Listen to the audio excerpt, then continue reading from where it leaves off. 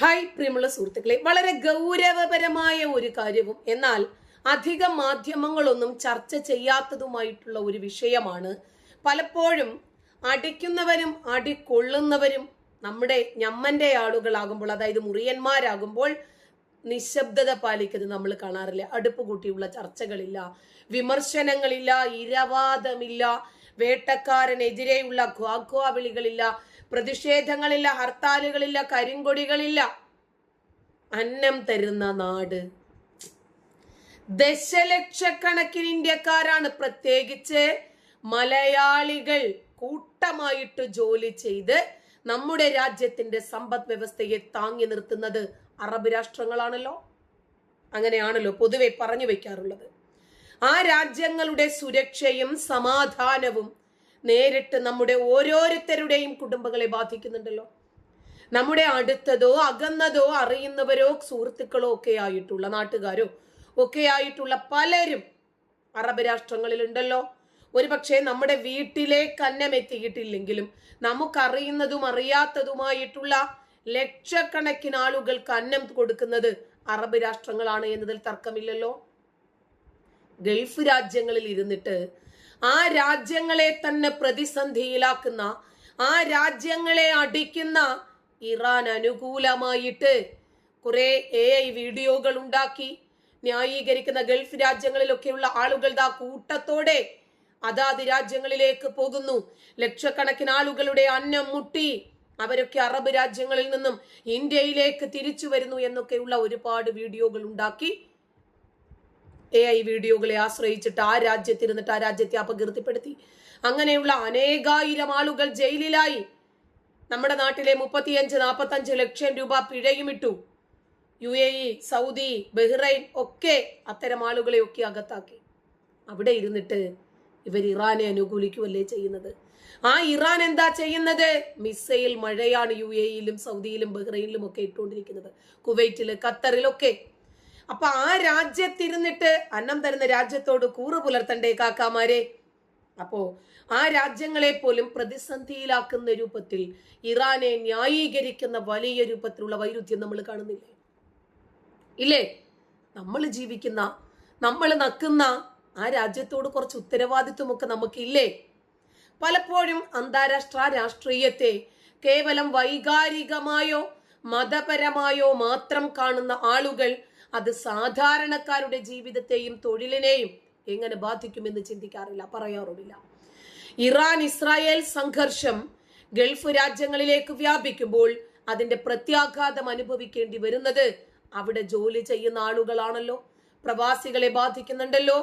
അപ്പോ നമ്മൾ മനസ്സിലാക്കേണ്ടത് വളരെ പ്രധാനമായിട്ടും ഈ യുദ്ധം കാരണം ഇസ്രായേലും അമേരിക്കയും ചേർന്ന് ഇറാനിൽ നടത്തുന്ന ഈ യുദ്ധവും, ഇറാൻ ഗൾഫ് രാജ്യങ്ങളിൽ നടത്തുന്ന ഈ യുദ്ധവും, ഹോർമൂസ് കടലിടുക്ക് അടച്ച് മറ്റ് രാജ്യങ്ങളുടെ കപ്പലുകളൊക്കെ തടയുകയും ഒക്കെ ചെയ്യുന്നത് കാരണം എണ്ണ വില വർദ്ധിക്കുന്നു.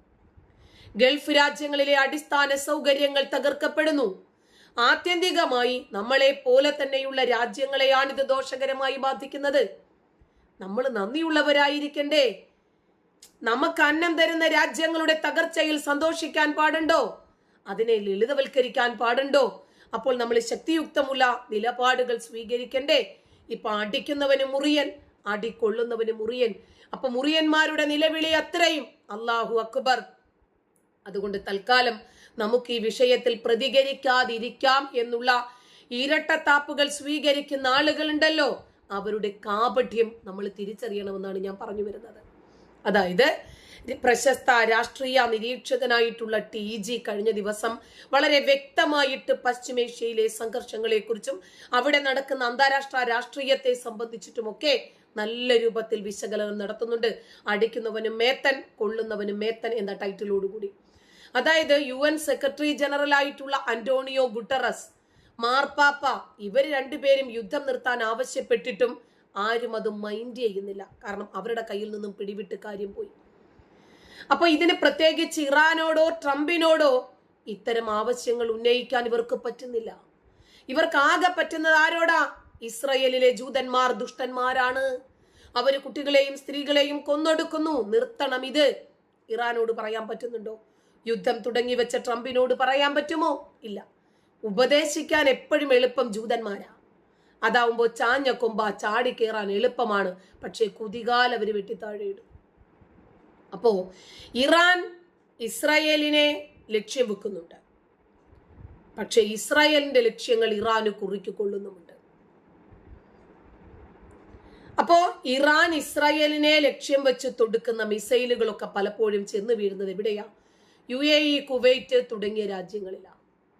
അതൊക്കെ സുന്നി രാജ്യങ്ങളായതുകൊണ്ട് തന്നെ ഇറാന് സന്തോഷമാണ്. കാരണം ഇറാനെ സംബന്ധിച്ചിടത്തോളം സുന്നികൾ അവരുടെ ശത്രുക്കളാണ്. അപ്പോ തൊടുക്കുന്നത് ഷിയാക്കളും കൊള്ളുന്നത് സുന്നികൾക്കുമാണ്. രണ്ടുപേരും അള്ളാഹുവിൽ വിശ്വസിക്കുന്നവരാണല്ലോ. അതുകൊണ്ട് തൽക്കാലം നമുക്ക് മിണ്ടാതിരിക്കാമെന്ന്. ഇറാൻ ഷിയ മുസ്ലിം താല്പര്യങ്ങൾ സംരക്ഷിക്കുമ്പോൾ ഗൾഫ് രാജ്യങ്ങൾ സുന്നി മുസ്ലിം സൗകര്യങ്ങളെയാണ് അവർ താല്പര്യപ്പെടുന്നത്. അപ്പോൾ അവിടെ റിഫൈനറികള്, കുടിവെള്ള പ്ലാന്റുകള്, ആണവായുധ സംഭരണ ശാലകള് ഇതിനെയൊക്കെ ബാധിക്കുന്നുണ്ട്. ഇത് ശരിക്ക് മുസ്ലിം രാജ്യങ്ങൾ തമ്മിലുള്ള ആഭ്യന്തര യുദ്ധമായിട്ട് മാറുവാണ്. അമേരിക്കയുടെ പ്രധാനപ്പെട്ട ലക്ഷ്യം ഗൾഫ് രാജ്യങ്ങളിലെ എണ്ണ വിപണിയുടെ നിയന്ത്രണം ഏറ്റെടുക്കുക എന്നതാണ് എന്ന് പലരും വിമർശന ബുദ്ധിയാ പറയുമ്പോഴും ഈ യുദ്ധത്തിലെ ചില ശരിതെറ്റുകൾ കൂടി നമ്മൾ കാണണം. ആണവായുധം ഉണ്ടാക്കാൻ ശ്രമിക്കുന്നത് ആ രാജ്യത്തിന്റെ നിലനിൽപ്പിന് വേണ്ടിയാണോ? അല്ല. ആ രാജ്യത്തിന്റെ പുരോഗതിക്ക് വേണ്ടിയാണോ? അല്ല. ആ രാജ്യത്തിന്റെ സമ്പദ് വ്യവസ്ഥയെ വിപുലമാക്കുന്നതിന് വേണ്ടിയാണോ? അല്ല. ജൂതന്മാരെ തകർക്കുക എന്ന ലക്ഷ്യത്തിന് വേണ്ടിയാണ്. ട്രംപ് അധികാരത്തിൽ വന്നതോടുകൂടി അമേരിക്ക സ്വന്തം നിലയിൽ എണ്ണ ഉൽപാദനം വർദ്ധിപ്പിച്ചിട്ടുണ്ട്. റഷ്യ ഒഴികെയുള്ള ലോകത്തെ പ്രധാനപ്പെട്ട എണ്ണ സ്രോതസ്സുകൾ തങ്ങളുടെ നിയന്ത്രണത്തിലാക്കാൻ വേണ്ടി അമേരിക്ക ശ്രമിക്കുന്നുണ്ട്. സ്വാഭാവികം. ഇനിയിപ്പോ ഇറാനിലെ പ്രധാനപ്പെട്ട പാലങ്ങളും ഗതാഗത സൗകര്യങ്ങളും ഒക്കെ അമേരിക്ക തകർക്കുന്നത് വഴി ഇറാന്റെ സൈനിക നീക്കങ്ങളെ തടയാൻ അവർ ശ്രമിക്കുന്നുണ്ട്. ഇസ്രായേൽ എന്ന രാഷ്ട്രത്തിന്റെ നിലനിൽപ്പിനെ ഇസ്രായേലിന് നോക്കണ്ടേ? ജൂതന്മാരെ മുഴുവനും തകർക്കുക എന്ന ലക്ഷ്യത്തോടു കൂടി ഇവർ ഇറങ്ങിത്തിരിക്കുമ്പോൾ ഇവരുടെ ആണവായുധ നിർമ്മാണം നിർത്തലാക്കണ്ടേ? ഇറാനെ ഒറ്റയടിക്ക് കീഴ്പ്പെടുത്തുന്നതിന് പകരം ചിറകുകൾ അരിയാനാണ് ഇപ്പോൾ ഇസ്രായേലും അമേരിക്കയും ശ്രമിക്കുന്നത്. ശിഖരങ്ങൾ ഒഴിവാക്കണം.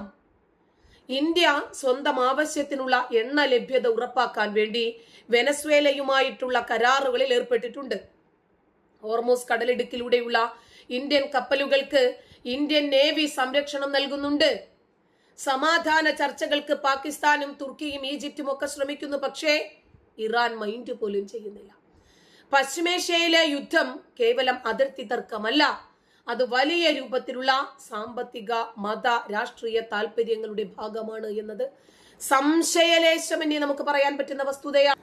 വളരെ രസകരമായി ഏത് ബുദ്ധിമാനും മനസ്സിലാക്കാൻ സാധിക്കുന്ന, ബുദ്ധിയില്ലാത്തവർക്കും മനസ്സിലാക്കാൻ പറ്റുന്ന രൂപത്തില് നമ്മളുടെ TG ഈ വിഷയത്തെ രസകരമായി അവതരിപ്പിക്കുന്നുണ്ട്. കേൾക്കുക.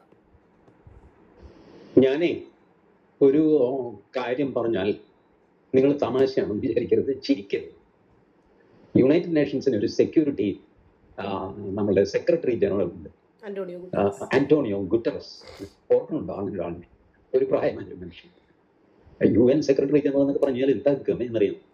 ലോക രാജ്യങ്ങളുടെ മുഴുവൻ തലവനല്ലേ പുള്ളി. ഒരു കാലത്ത് പുള്ളിയെ കണ്ടു കഴിഞ്ഞാൽ എല്ലാവരും എണീറ്റ് നിന്ന് ആരെയും തോർത്ത് കെട്ടി ഓച്ചാനിക്കുമായിരുന്നു. ഇപ്പൊ ഒരു പട്ടി പോലും തിരിഞ്ഞു നോക്കാനില്ല. പുള്ളി ഇവിടെ ഇന്ത്യയിലൊക്കെ വന്നു, തൃശ്ശൂർ പൂരമോ ചോറ്റാനിക്കര മകമോ ആറ്റുകാൽ പൊങ്കലയോ എന്തോ ഒക്കെ കണ്ടിട്ടൊക്കെ തിരിച്ചുപോയി. ഒരു മനുഷ്യൻ തിരിഞ്ഞു നോക്കാനില്ല. പുള്ളി ഇന്നലെ ഒരു പ്രസ്താവന ഇറക്കി. പുള്ളി അമേരിക്കയോടും ഇസ്രായേലിനോടും പറഞ്ഞു യുദ്ധം നിർത്തണം എന്ന് പറഞ്ഞു.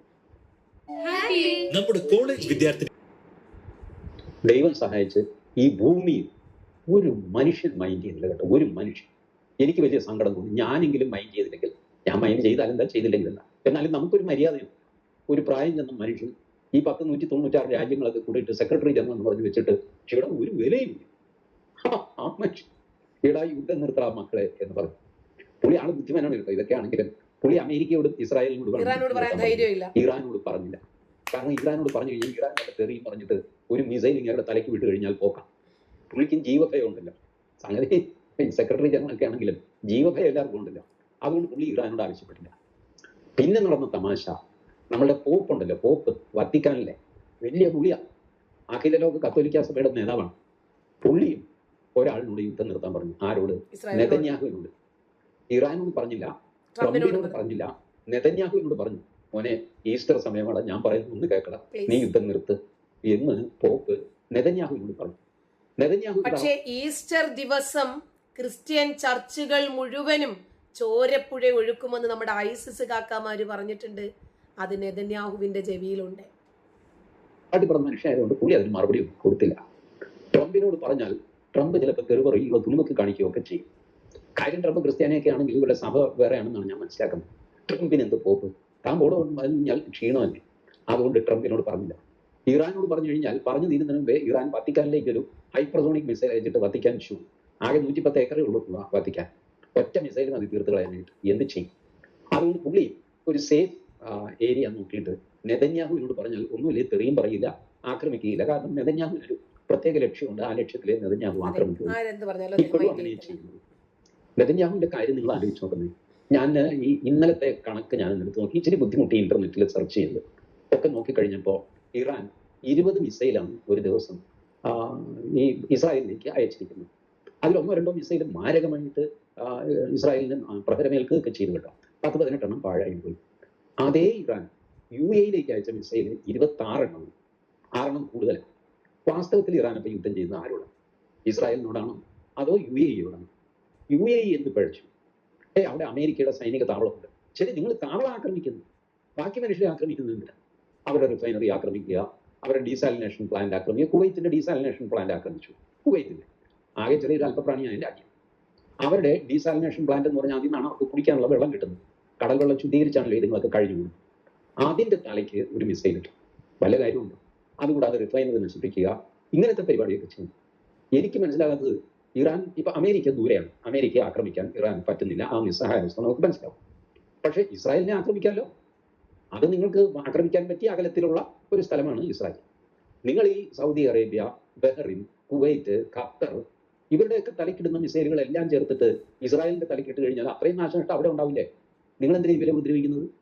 സാങ്കല്പികമായ അമേരിക്കൻ ബേസ്, അവിടെ ബേസും കേസും ഒന്നുമില്ല. അമേരിക്കക്കാരനെ വിമാനം കയറി പോയി അവിടെ ഒരു മണ്ണങ്കട്ടയില്ല. അപ്പൊ പിന്നെ ഇയാൾ ആക്രമിക്കുന്ന ആരുടെ നേർക്കാണ്? ശരിക്കും പറഞ്ഞാൽ സുന്നി മുസ്ലിങ്ങളെ ആണ് ഇയാൾ ആക്രമിക്കുന്നത്. ഈ ഇറാൻ ഷിയ മുസ്ലിങ്ങൾ നിറഞ്ഞ ഇറാൻ സുന്നി മുസ്ലിങ്ങൾ നിറഞ്ഞ ഗൾഫ് നാടുകളെ ആക്രമിക്കുന്ന കാഴ്ചയാണ് നാം കണ്ടുകൊണ്ടിരിക്കുന്നത്. അപ്പോൾ മോഹൻദാസ് ഈ യുദ്ധത്തെ മതവൽക്കരിക്കുന്നു, ഞാൻ വൽക്കരിക്കുകയൊന്നും വേണ്ട, ഇത് വൽക്കരിച്ചിരിക്കുകയാണ്. ഇതൊക്കെ പച്ച പ്ലെയിനായിട്ട് നിങ്ങൾ ഇന്റർനാഷണൽ വെബ്സൈറ്റുകളൊക്കെ എടുത്ത് നോക്കുക, അതിലെ ലേഖനങ്ങളൊക്കെ ഒന്ന് ഓടിച്ച് വായിച്ച് നോക്കുക. The divide is very clear.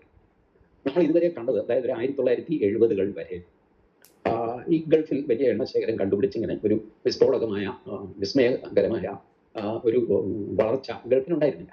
70-കൾ മുതലാണ് ഗൾഫ് വളർന്നത്. അതോടെ ഗൾഫിലെ എണ്ണ നിക്ഷേപം മുഴുവൻ പുറത്തു വന്നു. ഗൾഫ് രാജ്യങ്ങൾ മുഴുവൻ പണക്കാരായി.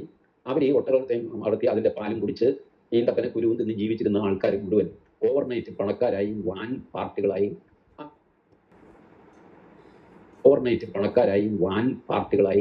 അങ്ങനെ ദുബായ് എന്ന നമ്മുടെ സങ്കല്പം വന്നു. ഇവിടുന്ന് മലയാളികളുടെ കുത്തൊഴുക്ക് അങ്ങോട്ടുണ്ടായി. ഇതൊക്കെ സംഭവിക്കുന്നത് 70-കൾക്ക് ശേഷമാണ്. അങ്ങനെ ലോകത്തിന്റെ തന്നെ എണ്ണയുടെ പ്രഭവ കേന്ദ്രം ഈ പറഞ്ഞ രാജ്യങ്ങളായിട്ട് മാറി. ഏത്? Kuwait, Oman, Bahrain, Saudi Arabia, UAE ഇതുപോലെയുള്ള രാജ്യങ്ങൾ. മൊത്തം അവരാണ് എണ്ണ വിതരണം. അങ്ങനെ അവർ വലിയ പണക്കാരായി. പിന്നെ എണ്ണയുള്ളത് റഷ്യയുടെ കയ്യിലുണ്ട്, അമേരിക്കയുടെ കയ്യിലുണ്ട്. ഇപ്പൊ എന്ത് സംഭവിച്ചു? ട്രംപ് വന്നു കഴിഞ്ഞപ്പോൾ അമേരിക്കയിൽ ആദ്യം ട്രംപ് മുഴക്കിയ മുദ്രാവാക്യം നിങ്ങൾക്ക് ഓർമ്മയുണ്ടാവും, ഡ്രിൽ ബേബി ഡ്രിൽ. അമേരിക്ക സ്വന്തം എണ്ണ ഡ്രിൽ ചെയ്യാതെ മറ്റുള്ളവരുടെ എണ്ണ വാങ്ങിച്ച് അത് തീരട്ടെ, അല്ലാതെ തീരാൻ 10-20 വർഷം എടുക്കട്ടെ. 200-250 വർഷം കഴിയുമ്പോൾ അത് തീരുമല്ലോ. അത് കഴിയുമ്പോൾ നമുക്ക് നമ്മുടെ സ്റ്റോക്ക് എടുക്കാം. അപ്പോഴത്തേക്ക് എല്ലാവരും നമ്മുടെ കാൽക്കൽ വരും. ഇതാണ് അമേരിക്ക പറഞ്ഞുകൊണ്ടിരുന്നത്. ട്രംപ് വന്നപ്പോൾ ഇനി 200 കൊല്ലം കാത്തിരിക്കാനൊന്നും എനിക്ക് പറ്റില്ല. ഒരു കാര്യം ചെയ്യും, ആ വെനസ്വേലക്കാരനെ പിടിച്ചോണ്ട് വാ, മദൂറോ, അവനെ പിടിച്ചോണ്ട് വന്നു. വെനസ്വേല ലോകത്തിലെ ഏറ്റവും വലിയ എണ്ണ ശേഖരം. അത് മുഴുവൻ ടാപ്പ് ചെയ്ത് കഴിഞ്ഞിട്ടില്ല. നമുക്കുണ്ട് അവിടെ ഒരു എണ്ണക്കിണർ കേട്ടോ, ONGCക്ക്. പുറത്ത് പറയണ്ട, പുറത്ത് 3000 കോടി രൂപ മുടക്കിയിട്ടിരിക്കുകയാണ് വെനസ്വേലയിൽ. നമ്മൾ മോശക്കാരൊന്നുമല്ല. ഇതിന്റെ നടുക്ക് ഞാനതിന് കുറ്റം പറയുകയല്ല കേട്ടോ. ഇതിന്റെ നടുക്ക് നമുക്ക് നമ്മുടെ കാര്യം നടക്കേണ്ടത്. ഇവിടെ ഗ്യാസ് തീർന്നു കഴിഞ്ഞാൽ നരേന്ദ്രമോദി ചീത്ത പറയും, നരേന്ദ്രമോദിക്ക് അറിയാം, നമുക്കും അറിയാം. നമ്മുടെ സർവൈവലിന് പറ്റിയ കാര്യങ്ങളൊക്കെ പോയി ചെയ്തു വെച്ചു. വെനസ്വേലയിൽ നിന്ന് ആർക്ക് വേണമെങ്കിലും എണ്ണ മേടിക്കാം എന്നൊക്കെ പറയുമ്പോൾ നമ്മൾ കാശ് കൊടുത്ത് മേടിക്കട്ടെ, കാരണം നമ്മളുടെ എണ്ണപ്പാടം നേരത്തെ തന്നെ ഉണ്ട്. ഇതാണ് നമ്മൾ ചെയ്തു വെച്ചിരിക്കുന്ന പണി. എന്തുമായിക്കോട്ടെ, വെനസ്വേലയുടെ എണ്ണയും അമേരിക്കയുടെ കയ്യിലായി. അപ്പോൾ അമേരിക്കയായി, വെനസ്വേലയായി. അമേരിക്ക ഒരു ടോപ്പ് ക്ലാസ് എണ്ണ വിൽപ്പനക്കാരനായി. ഇനിയുള്ളത് ഗൾഫാണ്. ഈ ഗൾഫിലെ എണ്ണയുടെ നിയന്ത്രണം കൂടെ അമേരിക്കയ്ക്ക് കിട്ടും. അപ്പോൾ ഗൾഫിലെ എണ്ണ കുഴിച്ചെടുക്കുന്ന കമ്പനി ഇതൊക്കെ അമേരിക്കൻ കമ്പനികളാണ്. അപ്പോൾ അതിഭയങ്കരമായ ഇൻവെസ്റ്റ്മെന്റ് സംഗതിയൊക്കെ ഉണ്ട്. ഇറാന് അവര് അണ്വായുധം ഉണ്ടാക്കുന്നു എന്നുള്ള പേരിൽ സാങ്ഷൻ കൊടുത്തിട്ട് ഇറാനെ ശ്വാസം മുട്ടിച്ച് അങ്ങനെ ഇട്ടിരിക്കുന്നു. ഇറാൻ ഒളിച്ചും പാത്തും ചൈനയ്ക്കൊക്കെ വിൽക്കുന്നു. ഇങ്ങനെയാണ് സമ്പ്രദായം. അപ്പൊ ഇതിന്റെ നിയന്ത്രണം കൂടെ അമേരിക്കയുടെ കയ്യിൽ വരണം. അതാണ് അമേരിക്കയുടെ ആവശ്യം. ഇതോടെ ലോകത്തിലെ ഏകദേശം എണ്ണയുടെ വലിയൊരു ഭാഗം, റഷ്യ ഒഴിച്ചാൽ ബാക്കി എണ്ണയുടെ വലിയൊരു ഭാഗം അമേരിക്കയുടെ നിയന്ത്രണത്തിലാവും. ഒന്നുകിൽ അമേരിക്കയുടെ സ്വന്തമാകും, അല്ലെങ്കിൽ നിയന്ത്രണത്തിലാവും. ഇതൊക്കെ കൊണ്ടാണ് അമേരിക്ക ഇതിൽ കയറി ചാടിയിരിക്കുന്നത്. അല്ലാതെ ഇറാൻ ഒരു അണുബോംബ് ഉണ്ടാക്കി എന്ന് വിചാരിച്ചിട്ട് അമേരിക്കയ്ക്ക് ഒന്നും സംഭവിക്കാനില്ല. അണുബോംബ് ഉണ്ടാക്കരുത് എന്നുള്ള വാശി ഇസ്രായേലിന് മാത്രമാണുള്ളത്.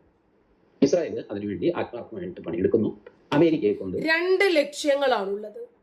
ഒന്ന്, ട്രംപിന് എണ്ണ ലക്ഷ്യം, നെതന്യാഹുവിന് തങ്ങളുടെ രാജ്യം സുരക്ഷിതമായിരിക്കണമെങ്കിൽ ഇവർ ആണവായുധം ഉണ്ടാക്കുന്നത്, ഇറാനെ നിരായുധീകരിക്കണം, അതല്ലെങ്കിൽ ഇറാന്റെ സായുധ ഭീകര സംഘടനകളെ നിയന്ത്രിക്കണം. അതേ ഇസ്രായേലിന്റെ ആവശ്യം. നോക്കണേ, അടി കൊള്ളാൻ ആരാ? ഇറാൻ, ഗൾഫ് രാജ്യങ്ങൾ. ബെനിഫിറ്റ് കിട്ടുന്നത് ആർക്കാ? ഇസ്രായേലിനും അമേരിക്കയ്ക്കും. അടി കൊള്ളാൻ നമ്മുടെ കാക്കാമാര് തന്നെ വേണം.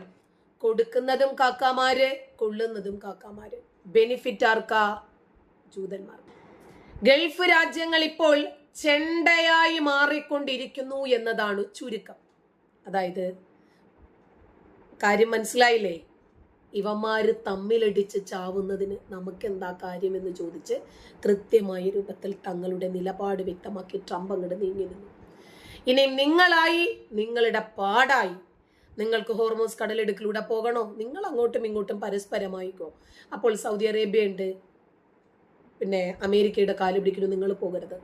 നിങ്ങൾ പോയി കഴിഞ്ഞാല് നമ്മളെ ഇവർ തുടച്ച് നീക്കുമാര് ഇറാന്. അല്ല, നിങ്ങൾക്ക് ഇവിടെ നിലനിൽപ്പ് വേണമെങ്കിൽ എല്ലാ കാലത്തും നിങ്ങൾക്ക് നമ്മളെ ആശ്രയിച്ച് മുന്നോട്ട് പോകാൻ പറ്റുമോ? അതുകൊണ്ട് ഞാനൊരു പൊട്ടത്തരം പറയുന്നവനൊക്കെ ആണെങ്കിലും ഇപ്പൊ ഞാൻ കാര്യമായിട്ട് പറയുവാണെന്ന് ട്രംപ് പറഞ്ഞു. നിങ്ങളൊരു കാര്യം ചെയ്യും, നിങ്ങൾക്ക് നിലനിൽപ്പ് വേണമെങ്കിൽ ഇറാനുമായിട്ട് ഫൈറ്റ് ചെയ്യാം, നിങ്ങൾ ഇറങ്ങിക്കോ. ഇനി അല്ല, നിങ്ങൾക്ക് ഇറങ്ങാൻ പേടിയാണെങ്കിൽ ഞങ്ങൾ ചെയ്യാം, അതിന്റെ ചെലവൊക്കെ നിങ്ങൾ വഹിക്കാൻ. ട്രംപ് കാര്യമാണ് പറഞ്ഞത്, വളരെ കൃത്യമായിട്ട് കാര്യം പറഞ്ഞു. അമേരിക്കക്കാര് ഇഷ്ടംപോലെ ഗൾഫിലുണ്ട്. ബോംബ് അവരുടെ തലയിൽ വീഴുമോ എന്നൊന്നും നോക്കാതെ ട്രംപ് ലോക പോലീസ് ചമയുന്നു എന്നൊക്കെ പറഞ്ഞിട്ട് ഇവിടെ പലരും ഓരോന്ന് പറയുന്നുണ്ട്. അങ്ങനെയാണെങ്കിൽ ഇറാൻ ഗൾഫ് രാജ്യങ്ങളിലേക്ക് മിസൈൽ അയക്കുമ്പോൾ അവിടെയുള്ളത് മനുഷ്യരാണെന്നോ മുസ്ലിങ്ങളാണെന്നോ അല്ലല്ലോ ഇറാൻ നോക്കുന്നത്, സുന്നികളാണെന്ന് മാത്രമല്ലേ? തിരിച്ച് ഗൾഫ് രാജ്യങ്ങൾ എന്തുകൊണ്ടാണ് ഷിയ രാജ്യങ്ങളെ അടിക്കാത്തത്? ഇറാനോട് പിടിച്ചു നിൽക്കാൻ പറ്റാത്തത് കൊണ്ട്. അപ്പൊ കൊല്ലുന്നതും കോയ, കൊല്ലപ്പെടുന്നതും കോയ. അപ്പൊ കോയ ചത്തു കിടക്കുമ്പോൾ അടുത്ത ഒരു കോയ തന്നെയാണ് കിടന്നു മൂങ്ങുന്നത്.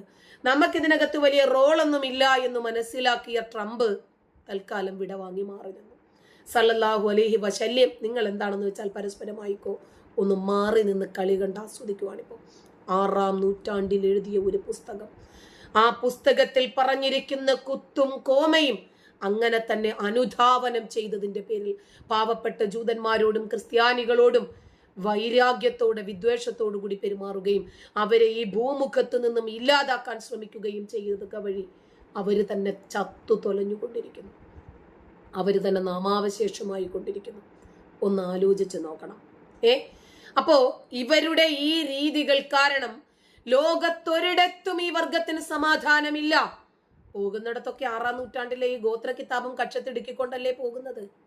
പിന്നെ എന്ത് ചെയ്യും? അപ്പോൾ ഇറാനെ തിരിച്ച് GCC കൺട്രീസ് അടിക്കത്തില്ല എന്ന് മനസ്സിലാക്കി ഇറാൻ നിന്ന് GCC കൺട്രികളെ അടിക്കാൻ തുടങ്ങി. അവര് വാങ്ങിച്ചു വെച്ചിട്ട് അമേരിക്കയോടാ മൂങ്ങുന്നത്. എന്തൊരു വാസ്തവമായിട്ടുള്ള തമാശയാണ്. വളരെ ലളിതമായിട്ട് ഒരു സീരിയസ് ആയിട്ടുള്ള ഒരു വിഷയം TG പറഞ്ഞത് എന്ന് നോക്കിക്കേ. നന്ദി.